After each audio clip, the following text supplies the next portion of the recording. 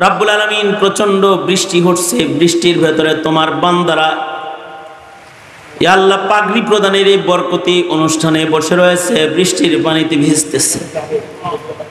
রব্বুল আলামিন আল্লাহ সংক্ষিপ্ত কথা বলে মাদ্রাসার পাহারাদার হিসেবে ইব্রাহিমের যোগ্য সন্তানের ভূমিকায় তাদের অবতীর্ণ হতে বলেছে। হাত তুলে ওয়াদা করেছে মসজিদ মাদ্রাসার দেখভাল করবে, প্রজন্মের ঈমান রক্ষা করবে। রব্বে করিম মেহেরবানি করে এই মজমাকে তুমি কবুল আর মঞ্জুর করে নাও। রব্বুল আলামিন হার কিসমের চক্রান্ত থেকে দ্বীনকে হেফাজত করো, মুসলিম মিল্লাতের তুমি বাঁচাও। রব্বুল আলামিন আমরা যারা হাত তুলেছি ইয়া আল্লাহ কার মনের কি আশা ব্যথা তুমি জানো, সবার মনের নেক বাসনাগুলো তুমি পূরণ করে দাও। রব্বুল আলামিন দ্বীন বুঝার তৌফিক দাও, দ্বীন মানার তৌফিক দান করো। ইয়া আল্লাহ মেহেরবানি করে আমাদের প্রজন্মের ঈমানকে তুমি রক্ষা করো আল্লাহ। বুড়াদের হযরত আবু বকর বানায় দাও, যুবকদেরকে খালিদ বিন ওয়ালিদ বানায় দাও। পর্দার আড়ালের মা বোনদের হযরত ফাতেমা, হযরত খাদিজাতুল কুবরা বানায় দাও আল্লাহ। রব্বুল আলামিন জানি না কার মা নাই, কার বাপ নাই। অনেকে নিজের হাতে নিজের মা কবরে রেখেছে, নিজের হাতে নিজের বাপ কবরে রেখেছে।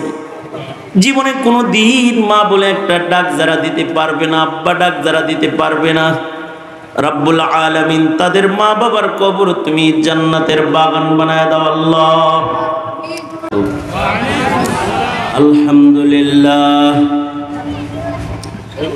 আলহামদুলিল্লাহি ওয়া কাফা ওয়া সালামুন আলা ইবাদিহিল্লাযীনা আসতাফা।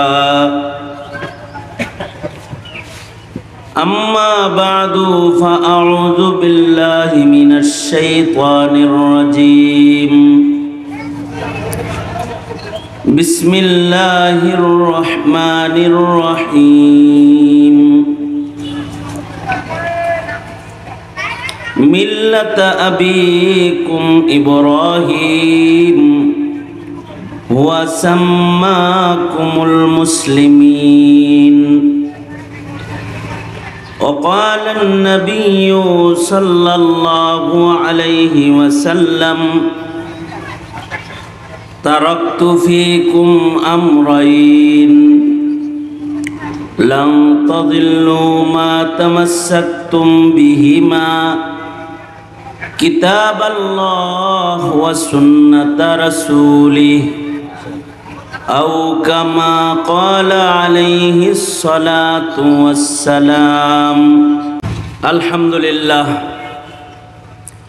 দারুল কোরআন আয়োজিত হাফেজ ছাত্রদের দস্তারবন্দি উপলক্ষে মহতি মাহফিলের মোহতারাম সাদার, মোহতারাম সভাপতি, উপস্থিত হাজরাত, বুজুর্গ উলামায়ে কেরাম, সম্মুখপানে সমবেত দিন প্রিয়, ইসলাম প্রিয়, দিনদার ইমানদার মুমিন মুসলমান ভাইরা, পর্দার আড়াল থেকে আলোচনায় শামিল মা বোনেরা, বিশ্বজগতের মালিক, বিশ্ব প্রতিপালকের বিশ্ব দরবারে কালিমাতুশ শকর যে মহান রব্বুল আলামিন দিনের বেলায় ব্যস্ততাকে আড়াল করে আমাদেরকে আল্লাহ তাআলা আল্লাহর রসুলের মোহাব্বতে মাদ্রাসার ছাত্রদের পাগড়ি প্রদানের এই বরকতি অনুষ্ঠানে আসার তৌফিক দান করেছেন। এজন্য কালিমাতুশ শুকর পড়ি, শুকরিয়া আদায় করি আলহামদুলিল্লাহ। আজকের মাহফিলের মধ্যমণি আমার মুরব্বী, জুম্মাপাড়া ঐতিহ্যবাহী জামিয়ার সুনামধন্য সহকারী মহাপরিচালক হযরতুল আল্লামা ইউনুস সাহেব দামাত বারকাতুহুম উপস্থিত রয়েছেন।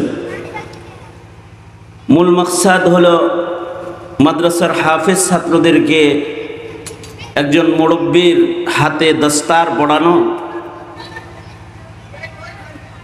পাশাপাশি কিছু নসিহতের ইন্তজাম করা, মানুষের কানে কিছু নেক কথা পৌঁছায় দেওয়া। আমি এ পর্যন্ত সফর করে আপনাদের সামনে এসেছি। হুজুর নির্দেশ করেছেন আমাকে কিছু বলার জন্যে, এই কারণে বরকতের নিয়তে কিছু কথা বলবার এরাদায় আল্লাহর কালামের আয়াত এবং নবীজির হাদিস আপনাদের সামনে পেশ করেছে। এইগুলোকে সামনে করে সংক্ষেপে কিছু কথা। আল্লাহ পাকের পছন্দের একটা রং আছে, আল্লাহ পাকের পছন্দের কিছু মানুষ আছে। সকল মানুষ আল্লাহর পছন্দের না, এই কারণেই সব মানুষ আল্লাহর জান্নাতেও জায়গা পাবে না। যারা আল্লাহর পছন্দের তাদেরকে আল্লাহ তাআলা আল্লাহর কাছে জান্নাতে জায়গা দান করবেন। এই কারণে মানুষ তার নিজের ইচ্ছা মতো চলাফেরা, ইচ্ছা মতো কাজ কাম, ইচ্ছা মতো মুআমালাত মুআশারাত নিজের ইচ্ছা মতো কইরা আল্লাহ পাকের কাছে আল্লাহর জান্নাতে পৌঁছা যাবে না। যদি আমরা আল্লাহ পাকের কাছে প্রিয় হতে চাই, তাহলে আল্লাহ পাকের প্রিয় কিছু মানুষ যাদের কথা আল্লাহ তাআলা আল্লাহর কালামে বলেছেন, এই কথা বলিস না, চুপ করে বসে থাকবে তা। যাদের কথা আল্লাহ তাআলা আল্লাহর কালামে বলছেন, ওই সকল মানুষদের রং ঢং, ওই সকল মানুষদের অনুসরণ অনুকরণ যদি আমাদের মধ্যে পাওয়া যায়, তাহলে আল্লাহ তাআলা আল্লাহ পাকের প্রিয় হিসেবে আমাদেরকেও গণনা করবেন। এ কারণে কোরআনে কারীমের মধ্যে আল্লাহ তাআলা আল্লাহর প্রিয়দের আলোচনা করেছেন। আমাদের বাপ দাদা, আমাদের পূর্বপুরুষদের ভেতরে যারা আল্লাহর মাহবুব, আল্লাহর প্রিয়, তাদের কর্ম, তাদের কৃত্তি, তাদের আমাল, তাদের আখলাক কোরআনে হাকিমে আল্লাহ তাআলা কিয়ামত পর্যন্ত আনেওয়ালা বনি আদমের জন্য তুলে ধরছেন। এজন্যে তুলে ধরেছেন আমরা যেন তাদের মতো হতে পারি। আমরা যদি আমাদের মন মতো না হই, আমরা যেন আল্লাহর ইচ্ছা মতো, আল্লাহর পছন্দের বান্দাদের মতন হই। এমনকি কোরআনে কারীমের পয়লা সূরা সূরাতুল ফাতিহাতে আল্লাহর সামনে দাঁড়ায় নামাজের প্রত্যেকটি রাকাতে রাকাতে আমাদের দোয়া করতে হয়, হে আল্লাহ, আপনার প্রিয়, আপনার কাছে পছন্দের এবং আপনার জান্নাতের মাধ্যমে যাদেরকে আপনি পুরস্কৃত ঘোষণা করেছেন, মুনআম আলাইহ, ওই সকল বান্দাদের মতন আমাদেরকে আপনি কবুল করেন, তাদের পথে আপনি আমাদের পরিচালিত করেন। আমরা প্রতি নামাজের রাকাতে রাকাতে এই দোয়া আল্লাহর নির্দেশে করে থাকি। সূরাতুল ফাতিহাতে একেবারে আল্লাহর কালামের পয়লা সূরাতে নামাজের রাকাতে রাকাতে আমরা বলি, ইহদিনাস সিরাতাল মুস্তাকিম সিরাতাল্লাযীনা আনআমতা আলাইহিম। তার মানে হলো সব মানুষ আল্লাহর পুরস্কার প্রাপ্ত না, সব মানুষ আল্লাহ পাকের প্রিয় না। যারা আল্লাহর প্রিয় তাদের মতো আমরা হইলে আমরা হব আল্লাহর প্রিয়। এই কারণে আল্লাহর কালামে ওদেরকে একটু একটা ভলান্টিয়ার ওদেরকে একটু নীরব করার চেষ্টা করেন তো। একজন সবাই যায় না, একজন ওদেরকে নীরব করেন, ওদেরকে নিরিবিলি করে দেন। আর আপনারা এই দিকে খেয়াল করেন। দুনো হাত উপরে তোলেন তো, সোজা করেন, নাড়াচাড়া দেন, নামান, আবার তোলেন, আবার নামান, বলেন আলহামদুলিল্লাহ, সুবহানাল্লাহ, আলহামদুলিল্লাহ, লা ইলাহা ইল্লাল্লাহ, আল্লাহু আকবার। আওয়াজ করে বলেন আল্লাহু আকবার, আল্লাহু আকবার। এই যেমন আমার দিকে ছিলেন, হাত তুলতে বলছি তুলছেন, নাড়াইতে বলছি নাড়াইছেন, এরকম ঠিক এই দিকে থাকেন। কিছু কথা আল্লাহর কালামে আল্লাহ তাআলা আমাদের পিতৃপুরুষের আলোচনা করছেন। যেমন কোরআনে কারিমে পৃথিবীর পয়লা মানুষের আলোচনা আছে। আমাদের বাবা আদম আলাইহিস সালাতু ওয়াস সালামের আলোচনা কোরআনে কারিমে করেছেন। বাবা আদমের পরে আমাদের আরেক বাবা নূহ আলাইহিস সালাতু ওয়াস সালাম, তিনিও, ওনাকে বলা হয় দ্বিতীয় আদম। ওনার আলোচনাও কোরআনে কারিমে আল্লাহ তাআলা করেছেন। এরপরে আমাদের আরেক বাবা মুসলিম জাতির পিতা ইব্রাহিম খলিল, ওনার আলোচনাও আল্লাহ তাআলা আল্লাহর কালামে করেছেন। এমন অসংখ্য পয়গম্বরদের আলোচনা আল্লাহ তাআলা আল্লাহর কোরআনে করছেন। কেন করছেন?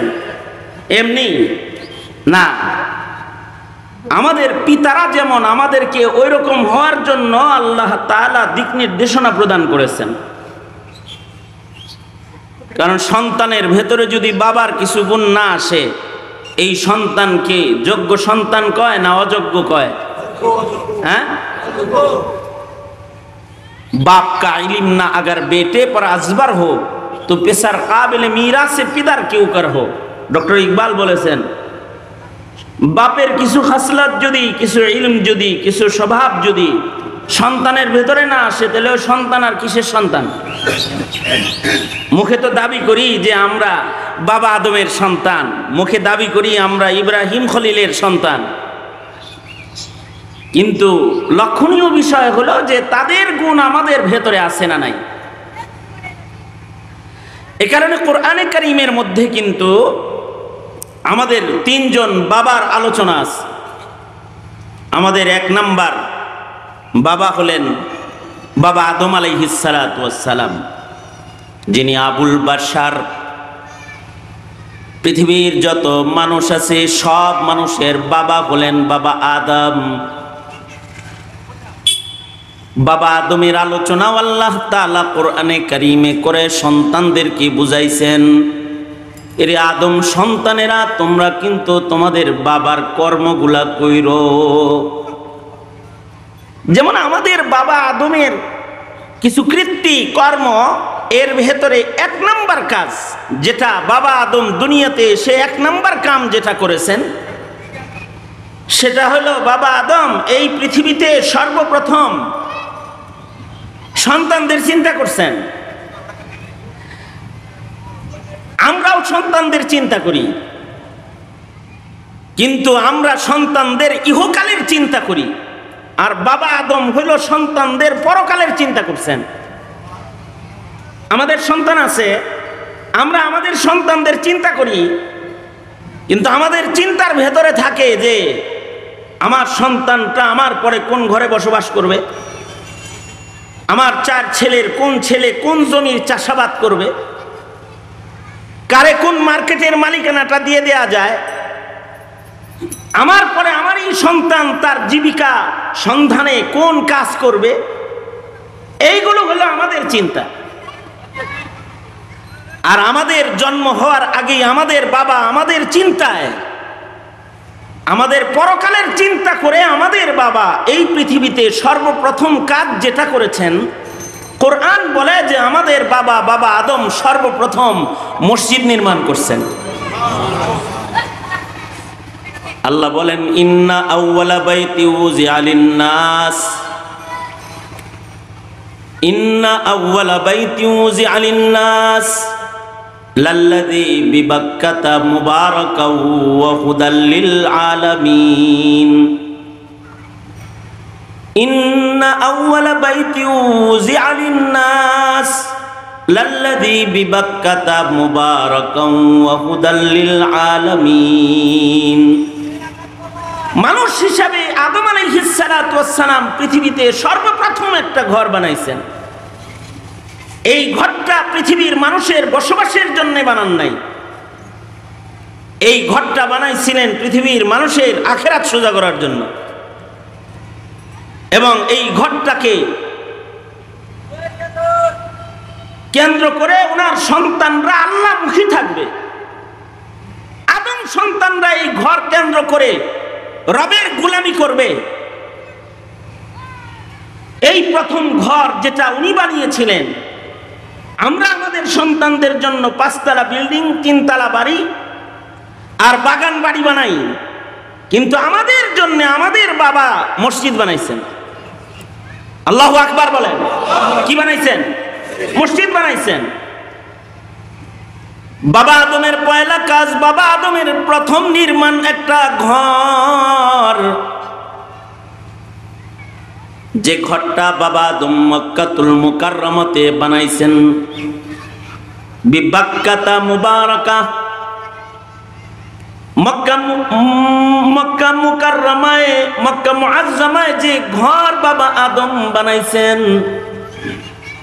ওই ঘরটা দুনিয়ার ইতিহাসের পয়লা ঘর। এই ঘরটা শুধুই মাত্র মক্কার মানুষের জন্য নির্মাণ নয়, আদম ঔরসে জন্মগ্রহণ করা সারা পৃথিবীর সকল মানুষ শুধুই নয়, সকল মাখলুকাতের জন্য, আলামিনের জন্য এই ঘর তিনি নির্মাণ করেছেন।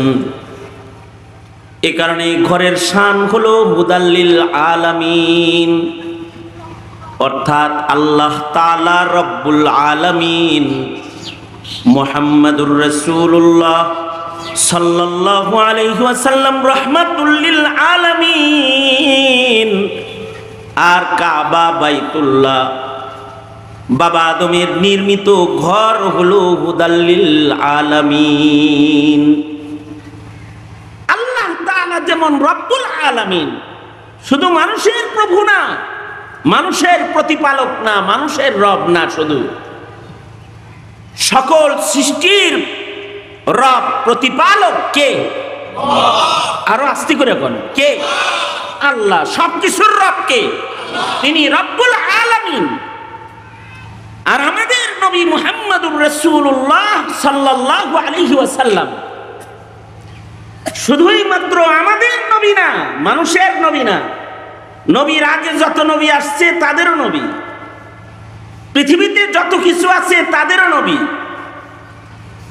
সকল মাখলুকাতের নবী, এমনকি গাছপালা, চন্দ্র সূর্য, পাখপাখালি, ছোটখাটো কিরা মাকড়, এগুলোর জন্য আমাদের নবীজি রহমত। নবী রহমাতুল লিল আলামিন। আল্লাহ যেমন রব্বুল আলামিন, আমাদের নবীজি হলেন রহমাতুল লিল আলামিন। এই কারণেই আমাদের নবীজির আল্লাহর গোলামি যেমন সব মাখলুকেরা করে, ইউসাব্বিহু লিল্লাহি মা ফিস সামাওয়াতি ওয়া মা ফিল আরদ, আমাদের নবীর মুহাব্বত সবাই লালন পালন করে। যা কিছু আছে সবকিছু আমাদের নবীজির মুহাব্বত লালন পালন করে, এমনকি সকলে ফেরেশতারা সহকারে আমাদের নবীজির নামে দরুদ পড়ে। ইন্নাল্লাহা ওয়া মালাইকাতাহু ইউসাল্লুনা আলান নবী। এ কারণে আমাদের নবীর প্রেম খালি মানুষ প্রকাশ করেছে তা না, পশু পাখিরাও নবীর প্রেম প্রকাশ করেছে।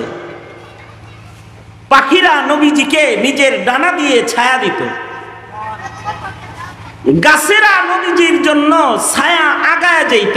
আল্লাহু আকবার বলেন। গাছ নবীজির প্রেমে কান্ত। হাদিস শরীফে আছে পাহাড় নবীর জন্য রুনা জারি করেছে। নবীজি নবী রহমাতুল লিল আলামিন। ওইরকম কাবা বাইতুল্লাহ, যেটা বাবা আদমের পয়লা নির্মাণ, বাবা আদমের নির্মিত পৃথিবীর মাটির পয়লা ঘর, একটা মসজিদ। এই মসজিদের শান হলো এটা হুদাল্লিল আলামিন। এই মসজিদ, এই ঘরটা শুধুই মাত্র মানুষের জন্য পথ প্রদর্শক না, এটা আলামিনের জন্য পথ প্রদর্শক। এটা বাইতুল্লাহর শান। এ কারণে বাইতুল্লাহ যখন মানুষ পাহারা দেওয়া বন্ধ করে দিয়েছে, মানুষ যখন বাইতুল্লাহর নিরাপত্তা দিতে ব্যর্থ হয়ে গেছে, আবাবিল পাখির ঝাঁক কাবার আশিক দল ধরে এসে আল্লাহর ঘর বাবা আদমের নির্মাণ মসজিদকে তারা রক্ষা করেছে। আলাম তারা কাইফা ফাআলা রাব্বুকা বিআসহাবিল ফিল, কোরআনে কারীমে ইতিহাস বর্ণিত আছে। তো এই ঘরটা বাবা আদম বানাইছেন, কি জন্য বানাইছেন? সন্তানদের আখিরাত ঠিক করার জন্য বানাইছেন। এ কারণে আদম সন্তানেরা মসজিদ বানায়, মাদ্রাসা বানায়, মানুষের বসবাসের জন্য না, কোন মাদ্রাসার সভাপতি আর সেক্রেটারির পদ নিয়ে রাজনীতি করার জন্য না, রাজনীতি করার জন্য না।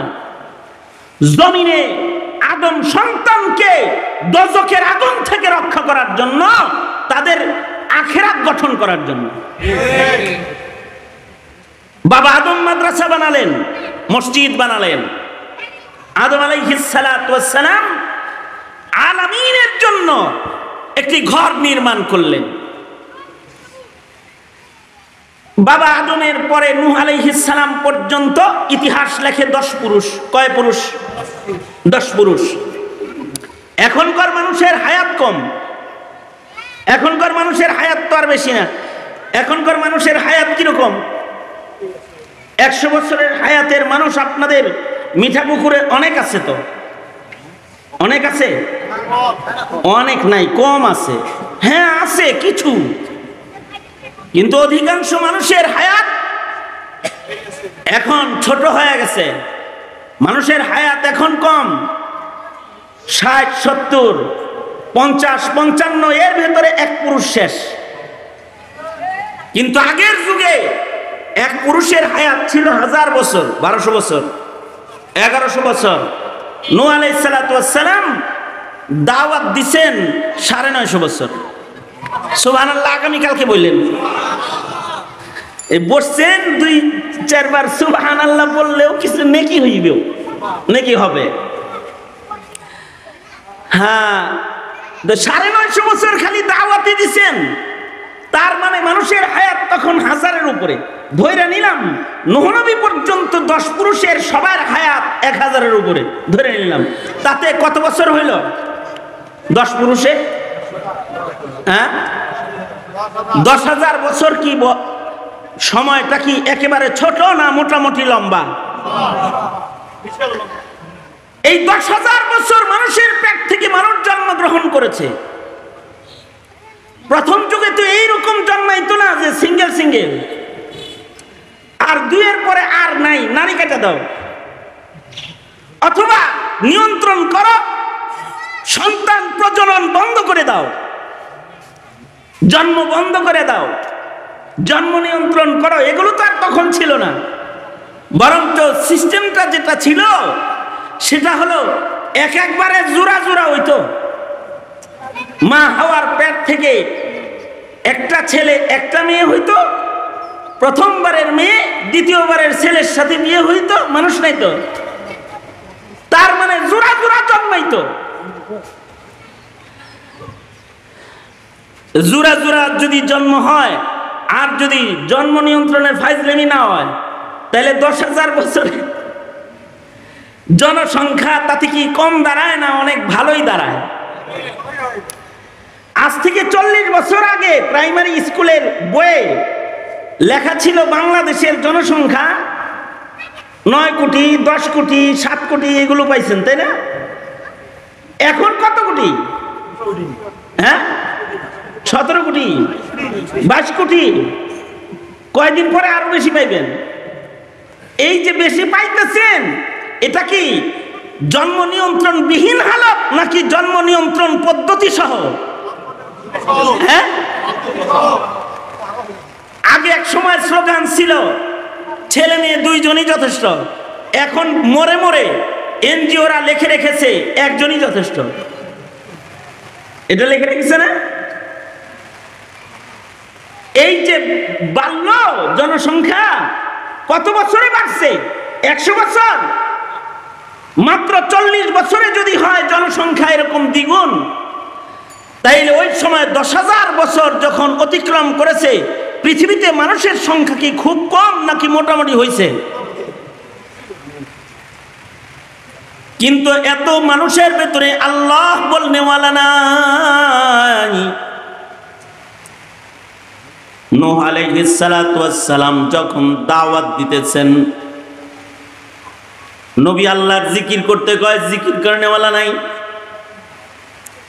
নবীজি আজান দেয় তো নামাজ পড়নেওয়ালা নাই।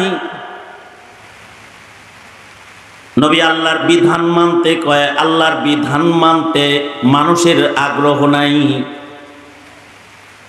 তো নূহ আলাইহিস সালাতু ওয়াস সালাম তিক্ত বিরক্ত হইয়া একটা দোয়া করলেন, রব্বি লা তাযার আলাল আরদি মিনাল কাফিরিনা দাইয়ারা। ও আল্লাহ, যে নাফরমানদের কাছে তোমার কথা বললে শোনে না, তাদের এই জমিনে রাখার দরকার নাই, তাদের হালাক করে দাও। এ নাফরমানদের একটা ঘর বাড়িরেও তুমি ছাড়ো না। পয়গম্বরের দোয়া কবুল হয়ে গেল, মহাপ্লাবন চলে আসলো। আল্লাহর নির্দেশে পয়গম্বর নৌকা বানাইলেন। ওই সময় পয়গম্বরের দাওয়াত কবুলকারী 3 সন্তানের ঔরসে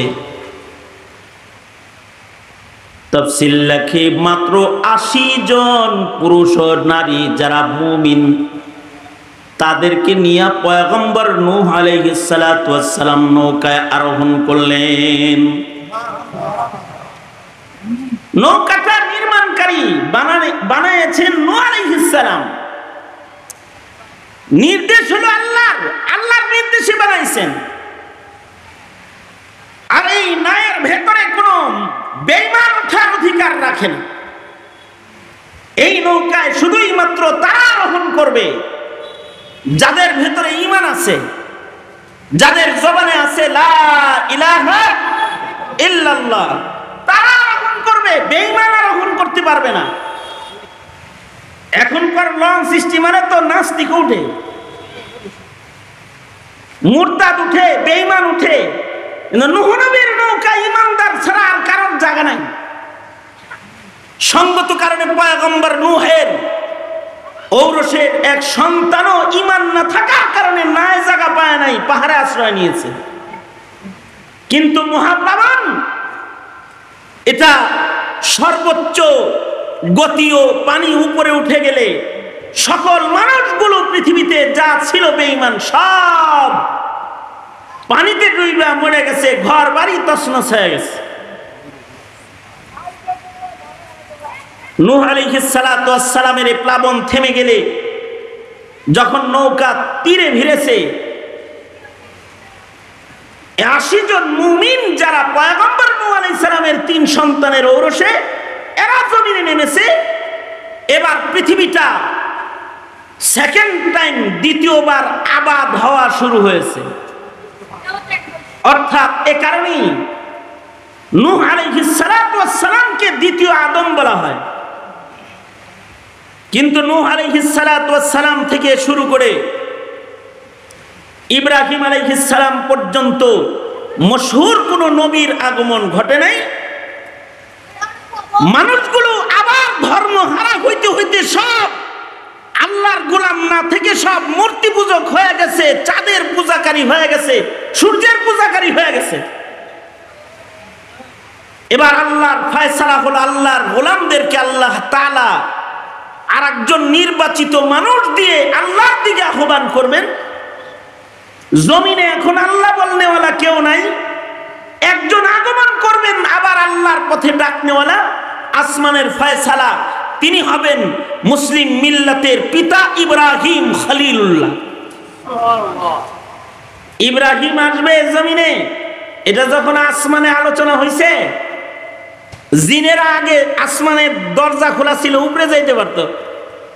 আসমানের খবর শুই না, জমিনের উপরে জালিম শাসক নমরুদের কাছে খবরটা ডেলিভারি দিয়ে দিছে। জানো জানো নমরুদ, তুমি তো সারা দুনিয়ার রাজত্ব করো, তোমার রাজত্ব ভাঙবার লেগা খলিলুল্লাহ আইতাছে, ইব্রাহিম ইজ কামিং। ইব্রাহিম আসতেছে, কিন্তু সব তছনছ করে আলাদা দিব। যেহেতু আসমানের দুয়ার খোলা, জিনেরা খবর এনে উপর থেকে নিচে সাধকদের কাছে, গণকদের কাছে দিয়ে দিত। সঙ্গত কারণে তখন আসমানের ফিরিস্তাদের কথোপকথন কিছু চুরি হইতো, জিনেরা চুরি করে এটা নিচে নিয়ে আসতো এবং গণকদের কথা মানুষ তখন বিশ্বাস করত, রাজা বাদশাহরাও গণকদের কথা বিশ্বাস করত। নমরুদের কাছে গণকে যখন বলছে যে ইব্রাহিম আসতেছে, নমরুদের এইবার মাথা খারাপ হয়েছে। বৃষ্টি পড়তেছে, এখন তো আগুন চলে নাই। বসেন বসেন, এখনই শেষ হয়ে যাবে। তা আমি যেটা বলতে চাই আপনাদের কাছে সেটা হলো, বৃষ্টি খুব দরকার, রহমত তো। মাহফিলের বরকতে বৃষ্টি হইতেছে, আলহামদুলিল্লাহ। ইব্রাহিম আলাইহিস সালাতু ওয়াস সালাম আসবেন, কিন্তু নমরুদ তো সারা দুনিয়ার বাদশা, সে আইন করলো স্বামী স্ত্রী একসাথে আর থাকতে পারবে না, ইব্রাহিম আসতে দিব না। দায়িত্ব দিছে আজর রে, আজর গোপনে একদিন থেকে আলাইছে, আল্লাহ তাআলা ইব্রাহিমকে আজরের ঘরেই পাঠিয়ে দিচ্ছে। ইব্রাহিম আলাইহিস সালামের জন্ম হলো, ইব্রাহিম আলাইহিস সালাতু ওয়াস সালাম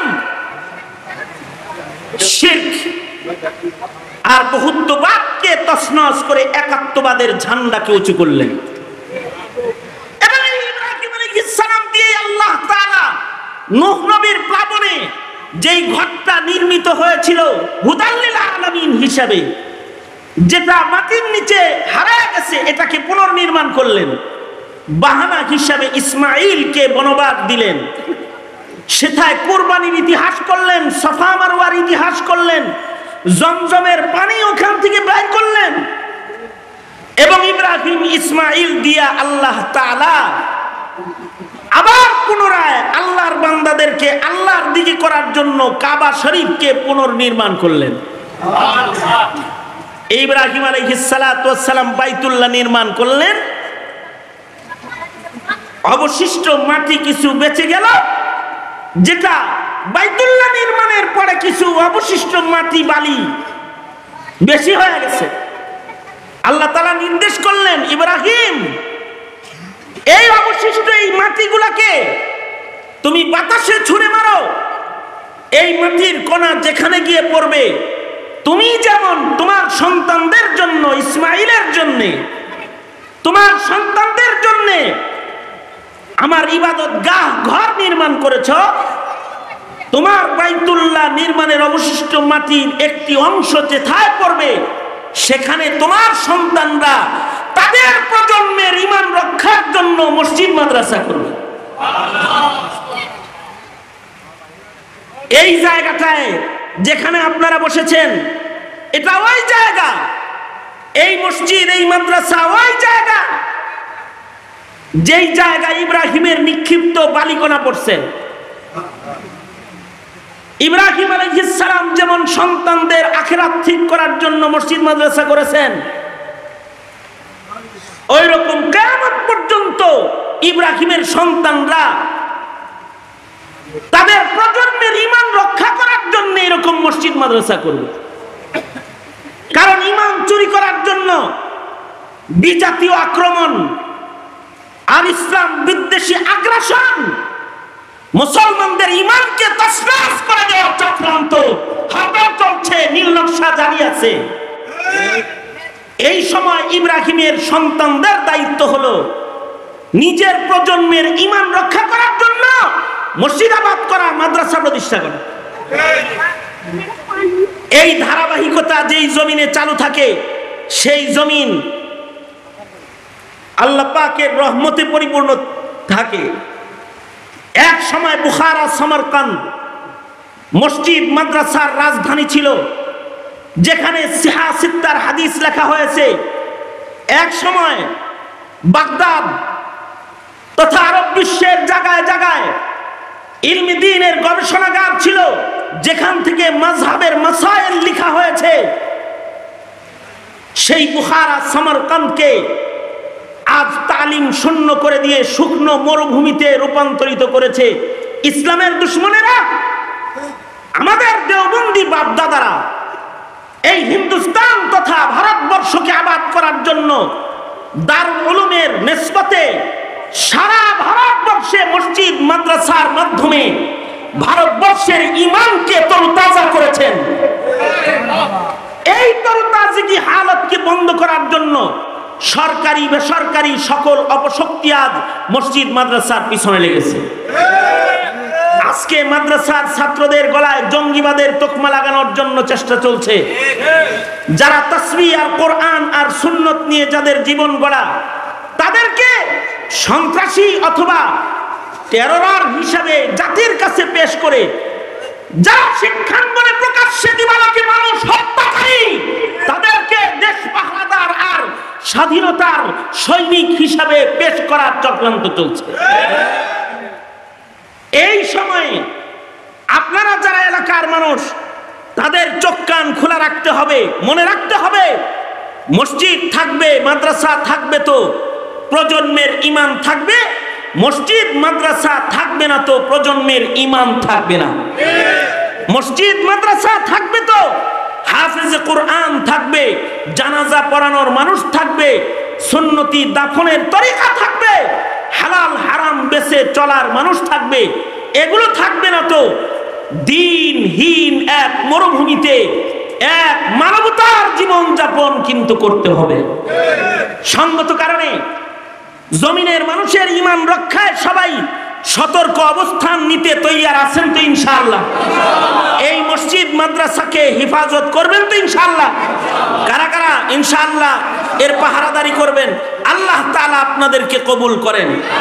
বৃষ্টির ভেতরে হলেও আপনাদেরকে আমি আমার বাপ দাদাদের সংক্ষিপ্ত ইতিহাস বলে এই মসজিদ মাদ্রাসার যে গুরুত্ব আপনাদের সামনে তুলে ধরলাম, এটা আল্লাহ আপনাদেরকে বুঝার তৌফিক দান করে এবং এলাকার দ্বীনি পরিবেশ রক্ষায় আপনাকে ইব্রাহিমের সন্তান হিসাবে, আমাকে ইব্রাহিমের সন্তান হিসাবে আমাদেরকে আল্লাহ তাআলা কবুল মঞ্জুর করে, এটাই কামনা।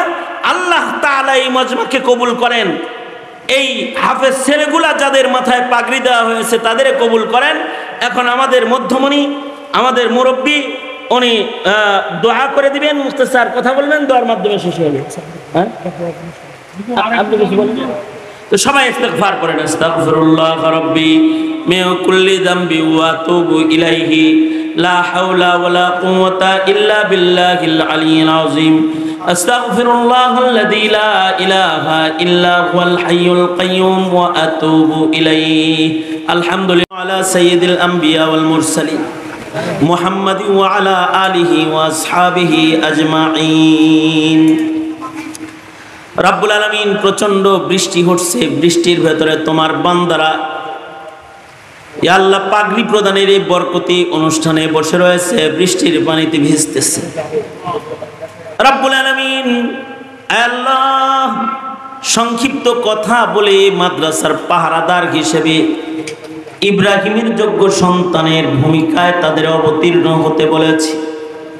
হাত তুলে ওয়াদা করেছে মসজিদ মাদ্রাসার দেখভাল করবে, প্রজন্মের ঈমান রক্ষা করবে। রব্বে করিম, মেহেরবানি করে এই মজমাকে তুমি কবুল আর মঞ্জুর করে নাও।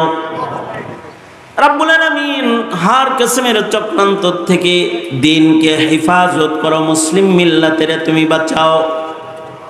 রব্বুল আলামিন, আমরা যারা হাত তুলেছি, ইয়া আল্লাহ কার মনের কি আশা ব্যথা তুমি জানো, সবার মনের নেক বাসনাগুলো তুমি পূরণ করে দাও। রব্বুল আলামিন, দ্বীন বুঝার তৌফিক দাও, দ্বীন মানার তৌফিক দান করো।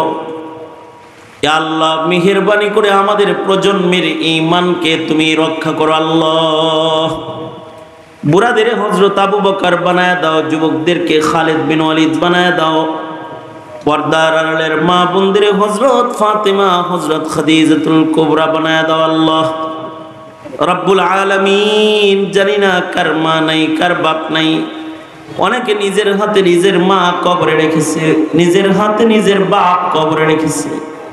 জীবনে কোনো দিন মা বলে একটা ডাক যারা দিতে পারবে না, আব্বা ডাক যারা দিতে পারবে না, রব্বুল আলামিন তাদের মা বাবার কবর তুমি জান্নাতের বাগান বানায় দাও। আল্লাহ ইয়া আল্লাহ, যাদের পিতামাতা অসুস্থ সুস্থ করে দাও, ঘরে অসুস্থ রোগী যাদের রয়েছে শিফায়ে কামিলা আজিলা দাও।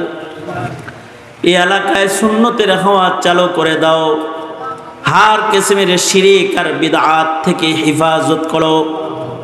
উলামায়ে উম্মতের গুরুত্ব বুঝার তৌফিক দান করো। উলামায়ে উম্মতের ইত্তেবা করার তৌফিক দান করো আল্লাহ। আমাদের পিতৃপুরুষ যেমন ঈমান, যেমন সাধনা করেছে, যেমন ইবাদত করেছে, সে ঈমান ও সাধনার রং তুমি আমাদেরকে দান করো আল্লাহ। রাব্বুল আলামিন ফিলিস্তিনের মজলুম মুসলমানদের জন্য মদদ নুসরত পাঠায় দাও। বাংলার জমিনে শান্তি দাও। উলামায়ে দ্বীনকে মিথ্যা মামলা হয়রানির থেকে তুমি বাঁচাও।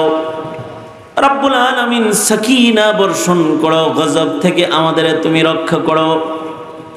ইয়া আল্লাহ, আহলুস সুন্নাতি ওয়াল জামার আদর্শের উপরে অটল অনড় থাকার তৌফিক দান করো আল্লাহ। রাব্বুল আলামিন যত কল্যাণ, যত মঙ্গল দাও, কল্যাণ থেকে তুমি বাঁচাও। ইয়া আল্লাহ, আবহাওয়ার কারণে তোমার বান্দাদের যে কষ্ট আর কুরবানি হয়েছে, এই কষ্ট কুরবানি ইয়া আল্লাহ তাদের জিন্দেগির বরকতের জন্য তুমি উসিলা বানায়া দাও। আল্লাহুম্মা জাআল সারনা আলা মান যালামনা ওয়ানসুরনা আলা মান আদানা ওয়ালা তাজআল মুসিবাতানা ফি দীনিনা ওয়ালা তাজআলিদ দুনিয়া আকবার হাম্মিনা ওয়ালা মাবলাগা ইলমিনা ওয়ালা গায়াতা রাগবাতিনা ওয়ালা তুসাল্লিত আলাইনা মান লা ইয়ারহামুনা। আল্লাহুম্মা জিদনা ওয়ালা তানকুসনা ওয়া আকরিমনা ওয়ালা তুহিন্না ওয়া আ'তিনা ওয়ালা তাহরিমনা ওয়া আথিরনা ওয়ালা তুসির আলাইনা ওয়ারযিনা ওয়ারযান্না ইয়া কারীম। সুবহানা রাব্বিকা রাব্বিল ইজ্জাতি আম্মা ইয়াসিফুন ওয়া সালামুন আলাল মুরসালিন والحمد لله رب العالمين. السلام عليكم.